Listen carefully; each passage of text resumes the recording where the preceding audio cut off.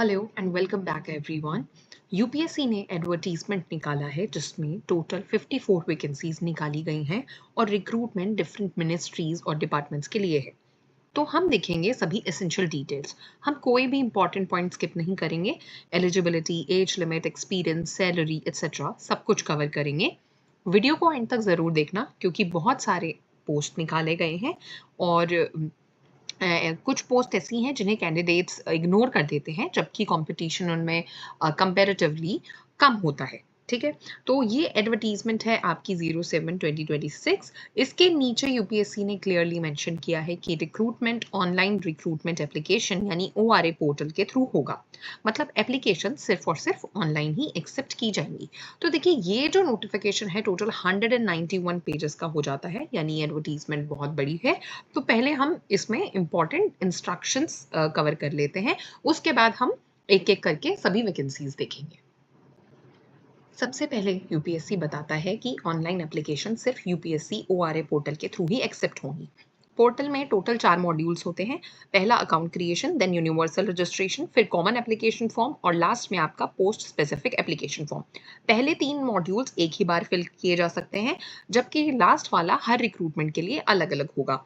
इसके बाद कैंडिडेट को यूआरएन यानी यूनिवर्सल रजिस्ट्रेशन नंबर मिलता है, जो फ्यूचर के सभी रिक्रूटमेंट्स में सेम रहेगा, लेकिन एप्लीकेशन नंबर हर वैकेंसी के लिए अलग अलग जनरेट होगा। तो ये दोनों नंबर्स आपको सेव करके रखना जरूरी हो जाता है। यूपीएससी ने आधार कार्ड को प्रेफर्ड आईडी डॉक्यूमेंट भी बताया है ताकि वेरिफिकेशन प्रोसेस फास्ट हो सके। ठीक है, नेक्स्ट अगर हम बात करें तो इन्होंने यहाँ पर ऑनलाइन एप्लीकेशन की लास्ट डेट 17 जुलाई 2026 दी है, शाम 6 बजे तक। एलिजिबिलिटी की बात करें, जैसे एज, क्वालिफिकेशन और एक्सपीरियंस, इन सब का कैलकुलेशन भी इसी क्लोजिंग डेट के बेसिस पर किया जाएगा।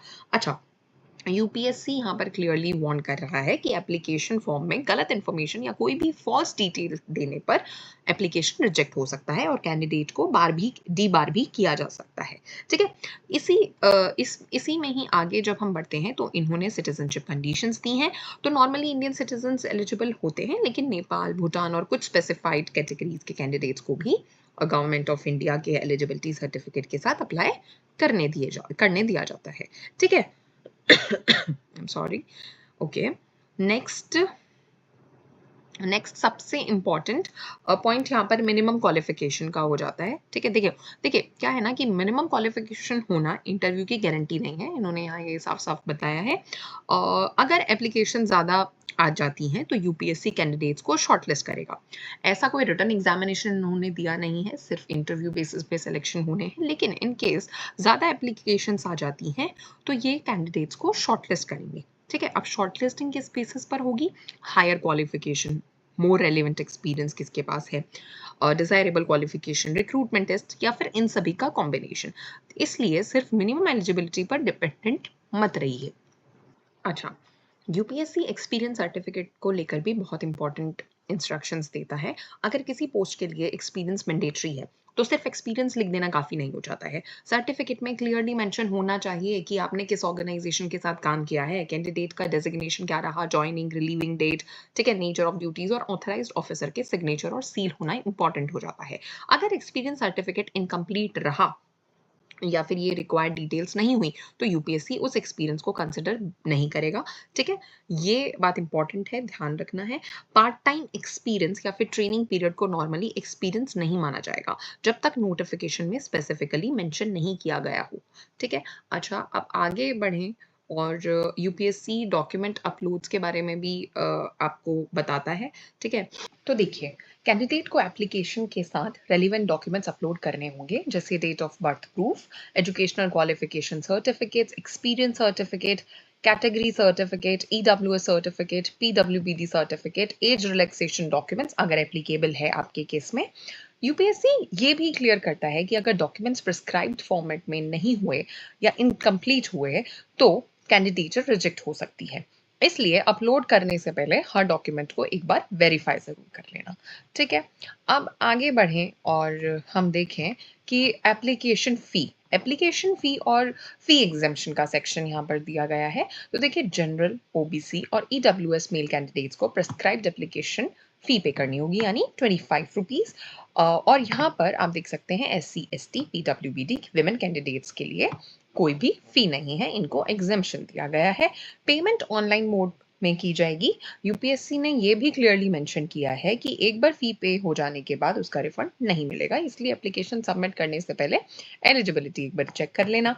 ठीक है, अब आगे यहाँ पर इन्होंने कंसेशन एंड रिलैक्सेशन डिटेल में दिया है, आप इन पॉइंट्स को डिटेल में देख सकते हैं, राइट। अच्छा, अब बात कर लेते हैं। तो देखिए, यूपीएससी रिक्रूटमेंट टेस्ट और इंटरव्यू के बारे में एक्सप्लेन करते हुए बताती है कि सभी पोस्ट के लिए रिक्रूटमेंट टेस्ट होना ज़रूरी नहीं है। अगर एप्लीकेशन ज़्यादा आ जाती हैं तो यूपीएससी पहले रिक्रूटमेंट टेस्ट कंडक्ट करता है, उसके बाद शॉर्टलिस्टेड कैंडिडेट्स को इंटरव्यू के लिए बुलाया जाएगा। कुछ पोस्ट में डायरेक्ट इंटरव्यू भी हो सकता है, ये कंप्लीटली पोस्ट और नंबर ऑफ एप्लीकेशंस पर डिपेंड करता है। इसलिए कैंडिडेट्स को यूपीएससी वेबसाइट रेगुलरली चेक करते रहना होगा, क्योंकि एडमिट कार्ड हो या इंटरव्यू शेड्यूल हो, वो सभी वहीं पर अपलोड कर दिए जाएंगे। अगर रिक्रूटमेंट टेस्ट कंडक्ट होता है तो उसका सिलेबस हुआ, पैटर्न हुआ, जो भी इंपॉर्टेंट इंफॉर्मेशन होगी वो भी इनकी ऑफिशियल वेबसाइट पर ही अपलोड की जाएगी। एग्जाम ऑब्जेक्टिव होगा, डिस्क्रिप्टिव होगा, ये सब डिटेल्स भी पोस्ट के अकॉर्डिंग डिसाइड की जाएंगी। अगर रिक्रूटमेंट टेस्ट कंडक्ट होता है तो उसके मार्क्स शॉर्ट लिस्टिंग के लिए यूज होंगे और उसके बाद इंटरव्यू के लिए कैंडिडेट्स को बुलाया जाएगा। हर पोस्ट के लिए रिक्रूटमेंट टेस्ट कंपलसरी नहीं होगा। ठीक है। अच्छा, नेक्स्ट ये होता है कि इंटरव्यू के टाइम पे ओरिजिनल डॉक्यूमेंट्स वेरीफाई किए जाएंगे। अगर अपलोडेड डॉक्यूमेंट्स और ओरिजिनल डॉक्यूमेंट्स में मिसमैच हुआ तो कैंडिडेट कैंसिल भी हो सकता है, राइट। देखिए, यूपीएससी ने क्लियरली वार्निंग दी है कि कोई भी फॉल्स इन्फॉर्मेशन या फॉर्ज्ड सर्टिफिकेट्स या फेक एक्सपीरियंस सर्टिफिकेट देने पर कैंडिडेट रिजेक्ट हो सकता है और फ्यूचर यूपीएससी रिक्रूटमेंट से डीबार किया जा सकता है। ठीक है, यूपीएससी सिर्फ और सिर्फ आपके रजिस्टर्ड ईमेल आईडी और मोबाइल नंबर पर ही कम्युनिकेशन करेगा, इसलिए एप्लीकेशन में वही डिटेल्स फिल करें जो कि एक्टिव होंगे। ठीक है, तो ये तो थी आपकी जनरल इन्फॉर्मेशन जो कि आप देख सकते हैं यहाँ पर इसके इन्होंने डिटेल में सब मेंशन किया है। अब बात कर लेते हैं आपके वैकेंसी के बारे में। देखिए, ये बात मैंने पहले ही मेंशन की है कि इसमें ये 191 पेजेस की काफ़ी बड़ी एडवर्टीजमेंट है और इसमें 54 वैकेंसीज दिखाई गई हैं। ठीक है, सबसे पहले आपका वैकेंसी नंबर 1 है जो कि है joint director crops development directorate. ये आती है आपकी department of agriculture and farmers welfare के under, ministry of agriculture and farmers welfare में इसकी रिक्रूटमेंट हो रही है, जिसमें टोटल आपकी 6 वैकेंसी होंगी। कैटेगरी वाइज ब्रेकअप इन्होंने यहाँ पर दिया हुआ है। अब यहाँ पर एक इम्पॉर्टेंट बात ये है कि इन्होंने ये टेबल मेंशन की है और ये टेबल आपको हर एक वैकेंसी में देखने को मिलेगी। ठीक है, अब देखिए, ये सिर्फ और सिर्फ एलिजिबिलिटी नहीं है, ये सिर्फ आपको बता रहा है कि किस डिसेबिलिटी कैटेगरी के कैंडिडेट्स इस पोस्ट के लिए सूटेबल हैं और किसके लिए रिजर्वेशन दिया गया है। ठीक है, तो आप यहाँ पर देख सकते हैं locomotor disability, blind candidates etcetera etcetera, इन सभी के लिए इन्होंने यहाँ पर येस और नो दिया हुआ है। ठीक है, तो आप अगर पीडब्ल्यूबीडी से अगर आप बेंचमार्क डिसेबिलिटी कैटेगरी से बिलोंग करते हैं तो इस एडवर्टीजमेंट में सूटेबिलिटी की कंप्लीट टेबल दी गई है, इसको आप एक बार जरूर चेक करें। ठीक है, इसके बाद आती है आपकी, और ये हर एक पोस्ट के लिए है तो आप अपने हिसाब से देख सकते हैं जिस भी वैकेंसी में आप इंटरेस्टेड हैं। पे स्केल की बात करें तो इसमें इसके लिए इनका पे लेवल 11 हो जाता है एज पर 7th CPC. Age limit unreserved categories के लिए मैक्सिमम 40 इयर्स, एसटी के लिए मैक्सिमम 45 और पीडब्ल्यूडी कैटेगरी से हैं तो उन्हें एडिशनल 10 इयर्स का रिलैक्सेशन मिलेगा। ठीक है, अगर एजुकेशनल क्वालिफिकेशन की बात करें तो इन्होंने आपसे मांगा है मास्टर्स डिग्री। ठीक है, और इन्होंने काफ़ी सारे स्पेशलाइजेशन यहाँ पर मेंशन किए हैं, जैसे agronomy, agricultural economics, agricultural extension etcetera. ठीक है, तो अगर आपके पास एलिजिबल क्वालिफिकेशन है तो आप इसमें इस वैकेंसी के लिए अप्लाई कर सकते हैं। अच्छा, इस डिग्री के साथ साथ अभी यूपीएससी ने मिनिमम 3 इयर्स का प्रोफेशनल एक्सपीरियंस भी मैंडेटरी रखा है। ये एक्सपीरियंस आपका crop production, crop development, agriculture planning etcetera, ये जो जो चीज़ें यहाँ पर मेंशन की गई हैं उसमें होना चाहिए। ठीक है, अगर डिजायरेबल क्वालिफिकेशन की बात करें तो इसमें इन्होंने पीएचडी, टेक्निकल रिपोर्ट लिखने का एक्सपीरियंस और एडमिनिस्ट्रेटिव एक्सपीरियंस वाले कैंडिडेट्स को एडिशनल एडवांटेज मिलने का कहा है। ये कंपल्सरी नहीं है लेकिन प्रेफरेंस जरूर मिल सकती है। ठीक है, अब इन्होंने यहाँ पर ड्यूटीज मेंशन की है तो आप एक बार गो थ्रू कर सकते हैं, बाकी डिटेल्स भी इन्होंने मेंशन की है। प्रोबेशन का पीरियड होगा 1 ईयर फॉर डायरेक्ट रिक्रूट ठीक है, हेडक्वार्टर इन्होंने यहाँ पर मेंशन किए हैं। ठीक है, अच्छा अब देखिए ये परमानेंट पोस्ट हो जाती है, प्रोबेशन पीरियड 1 साल का रहेगा। पोस्टिंग सिर्फ दिल्ली तक लिमिटेड ना रह के नोटिफिकेशन के अकॉर्डिंग आपका गुरुग्राम हो गया, नागपुर हो गया, जयपुर, लखनऊ, पटना, भोपाल, ठीक है, हैदराबाद, इन सारी जगह होगा। ठीक है, तो ऑल इंडिया सर्विस लायबिलिटी को ध्यान में रखकर ही अप्लाई कीजिएगा। ठीक है, तो ओवरऑल अगर हम इस पर्टिकुलर वैकेंसी की बात करें तो अगर आप एग्रीकल्चर बैकग्राउंड से हैं और रिक्वायर्ड एक्सपीरियंस भी कंप्लीट करते हैं तो ये नोटिफिकेशन की सबसे अच्छी ऑफिसर लेवल वैकेंसीज में से एक है। तो देखिए टोटल 54 है, हर एक को हम डिटेल में कवर नहीं कर सकते हैं, तो फिर इसको बस एक बार देखेंगे जो जो बेसिक चीज़ें हैं, क्योंकि हर किसी की क्वालिफिकेशन अलग होती है। ठीक है, हर किसी की किसी ने कुछ किया होता है, तो फिर अपने हिसाब से आप प्लीज़ गो थ्रू कीजिए। मैं आपको ऊपर से आइडिया दे देती हूँ। वैकेंसी 2 में आपका आ जाता है मेडिकल ऑफिसर, रिसर्च ऑफिसर सिद्धा। ठीक है, तो ये आयुष मिनिस्ट्री के अंडर आ जाता है। ठीक है, इसमें सिर्फ और सिर्फ एक वैकेंसी निकाली गई है अनरिजर्व्ड कैटेगरी के लिए। ठीक है, अगर इसमें हम सैलरी की बात करें तो ये हो जाता है आपका लेवल 10 की पोस्ट है एज पर 7 CPC। इसके साथ नॉन प्रैक्टिशनिंग अलाउंस NPA भी दिया जाएगा जो मेडिकल ऑफिसर्स के लिए एक एडिशनल फाइनेंशियल बेनिफिट होता है। और एज लिमिट की बात करें तो मैक्सिमम एज 35 ईयर्स होगी फॉर अनरिजर्व्ड कैटेगरी। ठीक है, अच्छा ये एजुकेशनल क्वालिफिकेशन इन्होंने यहाँ पर मेंशन किया गया है कि रिकॉग्नाइज्ड यूनिवर्सिटी से बैचलर्स डिग्री इन सिद्धा मेडिसिन आपको चाहिए। एक्सपीरियंस की बात करें तो नोटिफिकेशन के अकॉर्डिंग कैंडिडेट्स के पास सिद्धा सिस्टम में प्रैक्टिकल या रिसर्च रिलेटेड एक्सपीरियंस होना चाहिए। अगर आप रिसर्च इंस्टीट्यूट्स या फिर हॉस्पिटल्स या आयुष ऑर्गेनाइजेशन में काम कर चुके हैं तो ये एक्सपीरियंस आपके लिए काफ़ी बेनिफिशियल रहेगा। ठीक है, अब जॉब प्रोफाइल की बात करें तो इस पोस्ट पर सिर्फ OPD देखना ही काम नहीं होगा, आपको research projects, clinical studies, patient care और सिद्धा मेडिसिन का साइंटिफिक डेवलपमेंट से भी जुड़े रहने का काम होगा। ठीक है, यानी पोस्ट ट्रीटमेंट और रिसर्च दोनों का कॉम्बिनेशन है ये। अब सर्विस कंडीशन की बात करें तो ये भी एक परमानेंट जॉब हो जाती है। ग्रुप ए गेजेटेड पोस्ट है, प्रोबेशन पीरियड नोटिफिकेशन के अकॉर्डिंग एप्लीकेबल रहेगा। ओवरऑल अगर हम इस पोस्ट की बात करें तो BSMS बैकग्राउंड से हैं और आयुष सेक्टर में गवर्नमेंट ऑफिसर बनना चाहते हैं तो ये एक अच्छी अपॉर्चुनिटी है। नेक्स्ट आपका आता है एरोनॉटिकल ऑफिसर। ठीक है, ये आपका मिनिस्ट्री ऑफ सिविल एविएशन के अंडर होगा। टोटल 11 वैकेंसी देखने को मिलेंगी। ये भी आपकी एज लिमिट ये रही, ये भी आपकी लेवल 10 की ग्रुप ए गेजेटेड पोस्ट हो जाती है। ठीक है, एलिजिबिलिटी की बात करें तो कैंडिडेट्स के पास ये पर्टिकुलर मेंशन्ड डिग्री होनी चाहिए। एक्सपीरियंस मांगा गया है 2 साल का। ठीक है, अच्छा दूसरा इसमें प्रोबेशन की अगर हम बात करें तो 2 साल का प्रोबेशन हो जाता है। ठीक है, और पोस्टिंग आपका DGCA हेडक्वार्टर्स न्यू दिल्ली में होगी, लेकिन ऑल इंडिया सर्विस लायबिलिटी रहेगी। ठीक है, नेक्स्ट आपकी वैकेंसी होती है ये वैकेंसी नंबर 4 आपका DGCA ministry of civil aviation के अंडर लीगल ऑफिसर की पोस्ट के लिए हो जाता है। इसमें आपकी टोटल 12 वैकेंसीज देखने को मिलेंगी। कैटेगरी वाइज ब्रेकअप भी आप देख सकते हैं। ठीक है, सैलरी लेवल की अगर हम बात करें तो ये भी लेवल 10 की रहेगी। ठीक है, एज लिमिट इन्होंने यहाँ पर दिया है। क्वालिफिकेशन की बात करें तो कैंडिडेट के पास आपका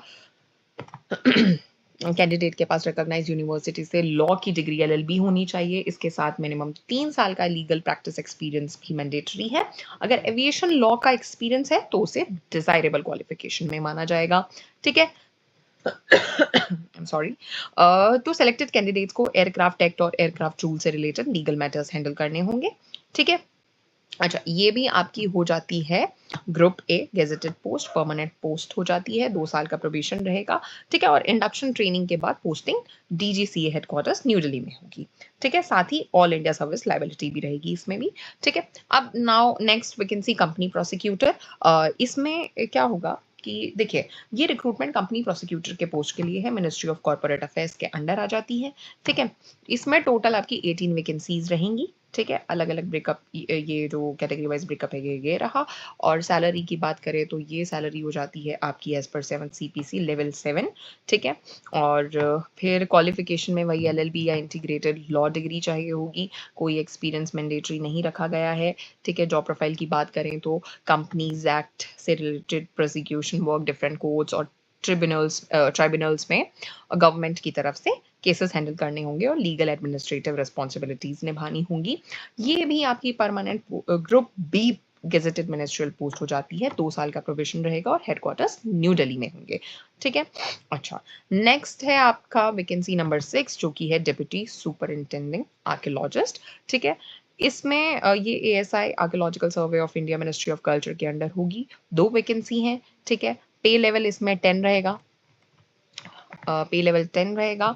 जनरल कैटेगरी के लिए 35 ईयर्स तक एज लिमिट रखी गई है। क्वालिफिकेशन की बात करें तो कैंडिडेट को एंशिएंट इंडियन हिस्ट्री, आर्कियोलॉजी या रिलेटेड सब्जेक्ट में मास्टर्स डिग्री होना चाहिए। ठीक है। ये भी आपकी परमानेंट ग्रुप ए पोस्ट हो जाती है। ठीक है। पोस्टिंग की बात करें तो आर्कियोलॉजिकल सर्वे ऑफ इंडिया की किसी भी ऑफिस या फिर सर्कल में हो सकती है। राइट। वैकेंसी 9th जो हो जाती है वो है आपका civilian assistant security officer. Right. ये इनका रिजर्वेशन पोजीशन इन्होंने यहाँ पे मेंशन की है। नेक्स्ट इनका पे स्केल की बात करें तो लेवल 7 के अंडर आता है। ये सारा आपका एज रिलैक्सेशन की बात इन्होंने की है। एजुकेशन और एक्सपीरियंस आप देख सकते हैं, 3 साल का एक्सपीरियंस मांगा है और डिज़ायरेबल क्वालिफिकेशन इन्होंने बताया है। ये भी आपकी परमानेंट ग्रुप बी पोस्ट हो जाती है। प्रोबेशन 2 साल का होगा। राइट। अच्छा, नेक्स्ट आपका हो जाता है स्टोर ऑफिसर। ठीक है। ये मिनिस्ट्री ऑफ डिफेंस के अंडर आता है और इसका कैटेगरी वाइज ब्रेकअप ये रहा। ये टेबल मैंने बताया था हर किसी पोस्ट के साथ इन्होंने दी है। पे स्केल लेवल 7 है एज पर 7 CPC। एज रिलैक्सेशन, ये आपका एजुकेशन क्वालिफिकेशन, एक्सपीरियंस इन्होंने यहाँ पे मांगा है। डिजायरेबल क्वालिफिकेशन आपके पास अगर ये हैं तो आप अप्लाई कर सकते हैं। ये भी आपकी परमानेंट ग्रुप बी पोस्ट हो जाती है। प्रोबेशन 2 साल का होगा। हेडक्वार्टर्स न्यू दिल्ली में होंगे। राइट। उसके बाद ये स्पेशलिस्ट ग्रेड।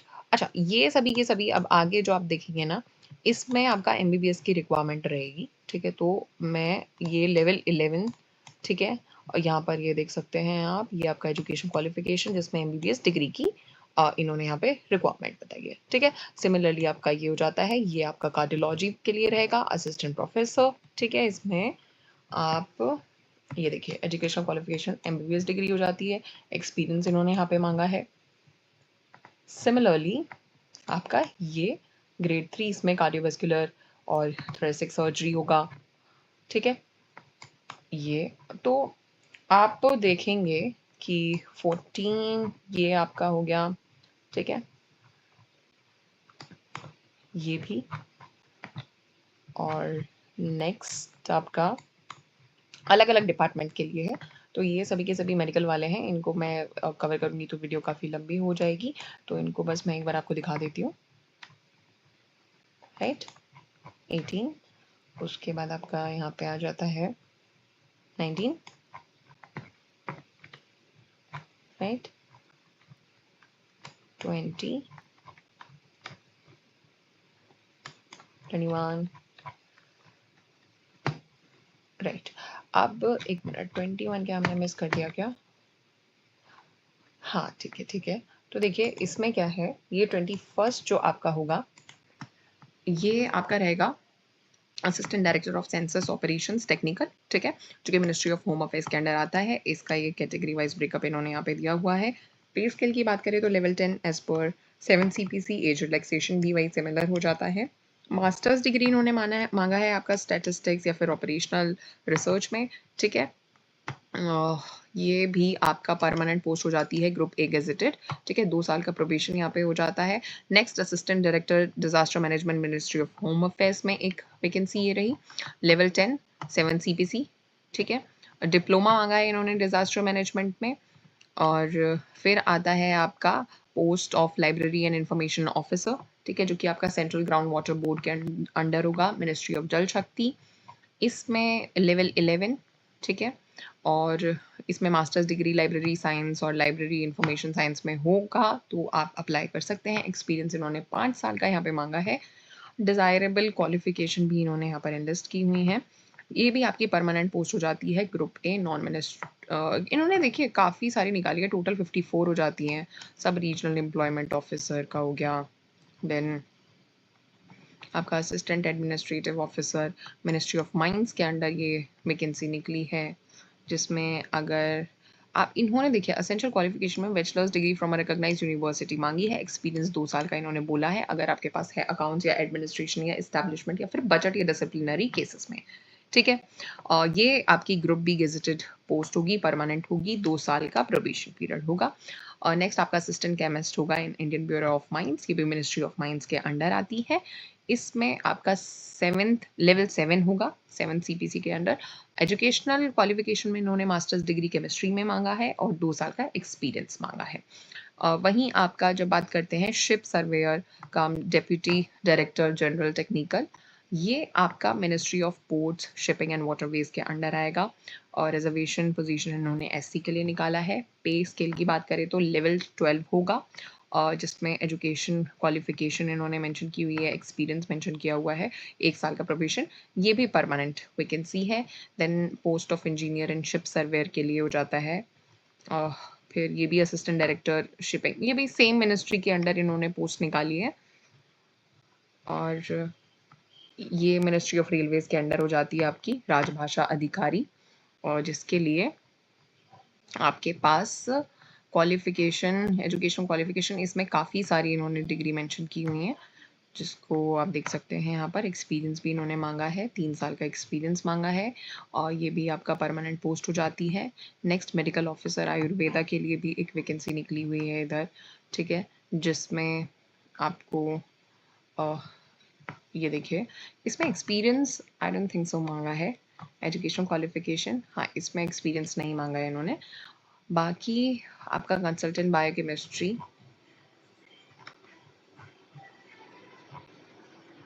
नेक्स्ट आपका कंसल्टेंट डेंटिस्ट्री, तो मेडिकल पोस्ट काफ़ी सारे निकले हैं इस यूपीएससी की तरफ से। तो इस वैकेंसी से ऊपर सभी आपकी वही मेडिकल वाली हो जाती हैं, ठीक है। अब एक वैकेंसी इन्होंने scientific officer document and fingerprinting के लिए निकाला है, जो कि home department administration of UT of Ladakh में होगा, ठीक है। लेवल 8 होगा इसमें, ठीक है। एज लिमिट इन्होंने दिया हुआ है, एजुकेशनल क्वालिफिकेशन इन्होंने मेंशन की है, ये भी परमानेंट पोस्ट होगी। नेक्स्ट इन्होंने नेक्स्ट ये पोस्ट देखने को मिलेगी और फिर हो जाती है आपकी साइंटिफिक ऑफिसर। साइंटिफिक ऑफिसर के लिए भी काफ़ी सारी पोस्ट हैं। ये specialist grade 3, then specialist grade 3 ये आपका प्लास्टिक और रिकंस्ट्रक्टिव सर्जरी के लिए हो गया। तो इनको ना सभी को एक एक चीज़ को बार बार रिपीट करके बोलने का आई डोंट थिंक सो कोई मतलब रह जाता है। ये सब आप देख सकते हैं। टोटल 54 वैकेंसी हो गई हैं। ये पता नहीं मैं कौन सी बार रिपीट कर रही हूँ, ठीक है। तो 54 एक बहुत बड़ा नंबर हो जाता है। तो आपके पास आपको बैठ के आराम से शांति से ये पीडीएफ एक बार देखना होगा, ठीक है। मैं इसका लिंक कमेंट सेक्शन में डाल दूंगी, आप वहाँ पर जाके देखिए। जो भी आपकी एलिजिबिलिटी है उसके हिसाब से आप अप्लाई कर सकते हैं, राइट। तो ये था आपका वीडियो यूपीएससी की तरफ से जो रिक्रूटमेंट निकला है। इसमें हमने जो जो बेसिक डिटेल्स हैं, इम्पॉर्टेंट डिटेल्स हैं, वो सभी कवर किए हैं, राइट, ठीक है। बाकी आप देखेंगे तो जो मेडिकल लाइन वाला है वो इसमें ज़्यादा देखने को मिलेगा।